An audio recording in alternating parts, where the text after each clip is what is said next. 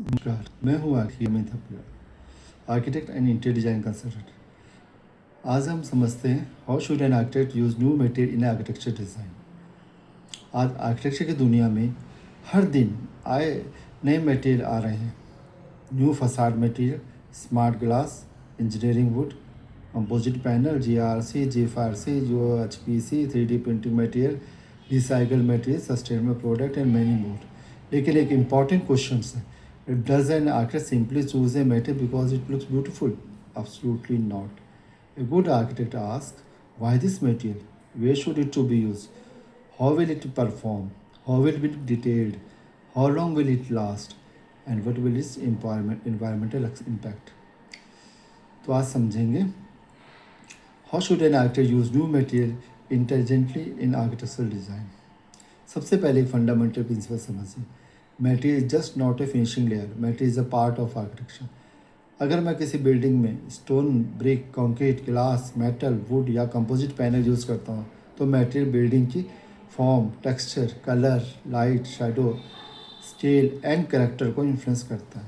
For example, exposed concrete give completely different architectural expansion compared to the natural stone.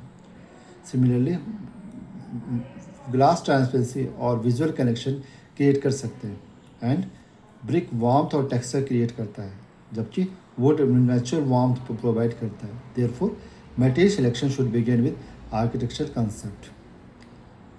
जब कोई new material market में आता है तो आर्किटेक्ट को इमीडिएटली इम्प्रेस होकर यूज उसे सेलेक्ट नहीं करना चाहिए। We should ask at least 5 questions. What is its function? Where it can be used? How does it perform? How is it installed? What is the life cycle cost? For example, अगर facade के लिए कोई new cladding material है तो सिर्फ उसका colour और appearance देखना इनफ नहीं है। आर्किटेक्ट को चेक करना चाहिए fire performance, water resistant, ultraviolet resistant, thermal performance, impact resistant, maintenance, expected service life and manufacture installation system. So remember, never select a material only because it looks good in a sample. Architecture में material का सबसे important role है building performance. आज के architect को material को building envelope के context में समझना चाहिए। For example, wall system, insulation, waterproofing, air barrier, external finish, glass, shading device, ये सब एक सिस्टम का पार्ट है। अगर आप सिर्फ ब्यूटीफुल फसाड बना देंगे बट थर्मल परफॉर्मेंस पुअर है तो बिल्डिंग को एनर्जी कंजप्शन इंक्रीज हो सकती है। सिमिलरली, ग्लास सेलेक्ट करते वक्त सिर्फ ट्रांसपेरेंसी नहीं देखी जानी चाहिए। We should consider solar heat gain, U values, visible light transmission, glare and orientation.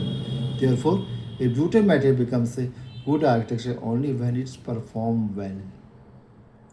अब आता है एक बहुत ही important subject, detailing.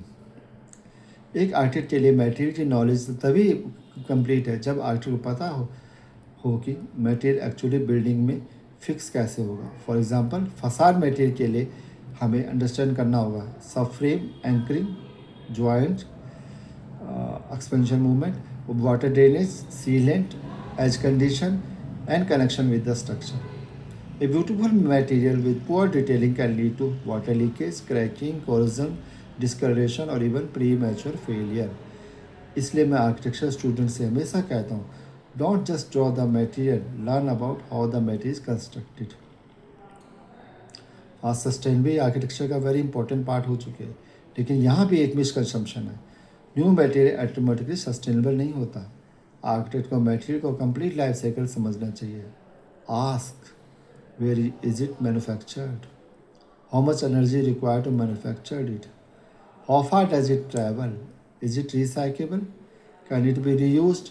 How long will it last? What happens at the end of its life?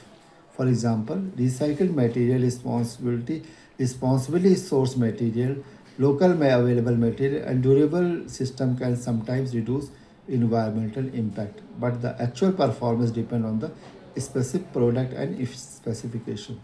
So, sustainability is not about using fashionable green material, it is about making responsible material decisions. एक और important principle है context. हर material हर location के लिए appropriate नहीं होता। India में डिफरेंट क्लाइमेट जोन है, hot dry, warm humid, composite, cold and moderate climates. Material selection को क्लाइमेट के साथ रिस्पॉन्ड करना चाहिए। फॉर एग्जांपल, हॉट क्लाइमेट में फसाड डिज़ाइन में solar shading, thermal performance and appropriate glazing important हो सकती है। इसी प्रकार ह्यूमिड क्लाइमेट में मॉइस्चर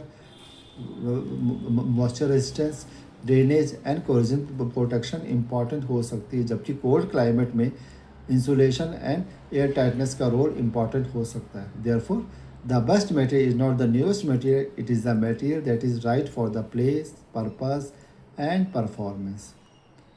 सो टुडे आर्किटेक्ट को कंटिन्यूसली न्यू मटेरियल रिसर्च करनी चाहिए। Visit material exhibitions, manufacture facilities, construction sites, material libraries and product demonstration जहाँ भी है। Always ask for technical data sheet, test certificates, fire classification, warranty, installation method, maintenance requirement, and sample oblique mock-up wherever appropriate. और एक important habit, never specify an unfamiliar material without understanding its technical documentation and installation system. So let's remember, don't choose a material because it is new, choose because it is appropriate. Appropriate in the terms of concept, climate, function, performance, detailing, budget, maintenance, and environment. And many remember my principle, a great architect does not merely select material, a great architect understands what material can do. Matter is not the decoration of architecture, matter is the language through which architecture becomes reality. For more practical lecture on architecture, material, interior design, building design, please follow me. Thank you. Namaskar.